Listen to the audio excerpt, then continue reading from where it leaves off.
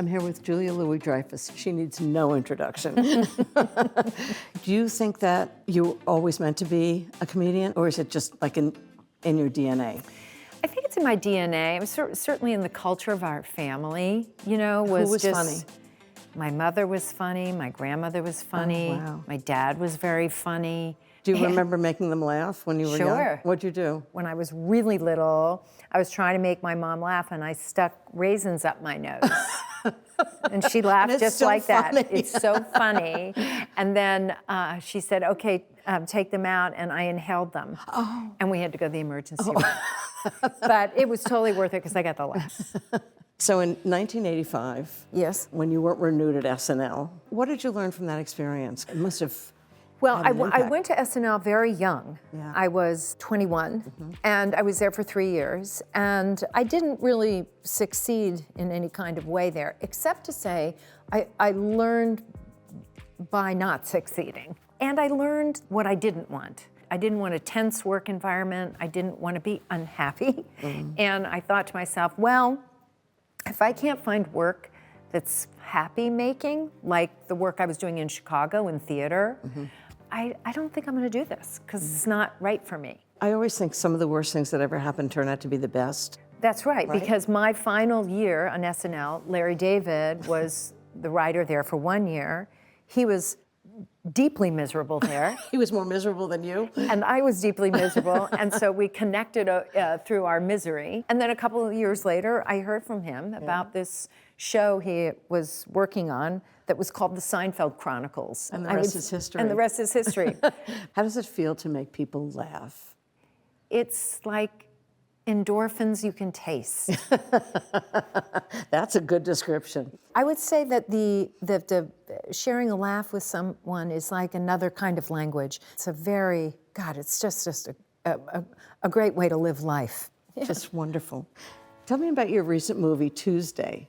It's sort of an adult fairy tale. The story centers around a mother and a daughter, and the daughter's quite ill. And so it has a lot of pathos to it, but it's magical. But it's completely fanciful. So I think people might really enjoy it. I hope you'll like it. I'm sure I will. What was the toughest time in your career? Well, getting employed. Yeah. There was a period of time where I was, after SNL, it was about a 1-2 year period, 3 year period in which I was really pounding pavement. I nabbed a pilot, which is the first episode of a TV series, but then it didn't go to series. The other challenge for me in my career has been the juggling act. Because while I was making Seinfeld, for example, I gave birth to both of my children. Super challenging. Yeah. But also fabulous, because I was becoming very famous at this time. Yeah. And it really kept all of that in perspective. It did. Isn't that interesting? And Yes. did they put you behind the potted plant so they couldn't see that you were pregnant? Yeah, well, let's see. The first go-round, yes, I stood behind things, I carried boxes, etc. By the time I was pregnant the second time, nobody cared, and we just it was like it wasn't happening. We just sort of, I walked in, I was out to here, and no one said anything.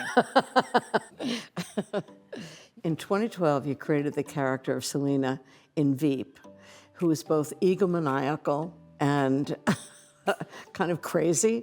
Yeah. And kind of delusional in some way, right? Totally Completely. delusional. Yeah. She's in a position of power, but she's not quite there yet. That's so smart. And so, you think you've made it. No, you didn't. And nobody cares. Isn't that amazing? So I thought that there was so much material could be mined from that position. Starting with every time you walked into a room saying, did the president call? 100%. Just love that line. So- and the answer's always no. It was just the most exhilarating experience because there was a lot of improvisation and a lot of goofing around that got folded into the show. Yeah. And it was all caps fun. All caps. Isn't that great? Yeah. In your podcast, Wiser Than Me, you interview older women. What have you learned from them that was interesting? The big takeaway for me is that all of the women, including yourself, there's a common thread, and the common thread is complete comfort in their own skin. Oh, isn't that interesting? And that is very freeing. And it's like rocket fuel. It really gives you freedom to do exactly what you want to do. That's right. So I understand you like chocolate cake. Would you like me to show you how to ice a chocolate cake? If you don't show me, I'm going to kill you. Then I'm definitely going to show you. I give up.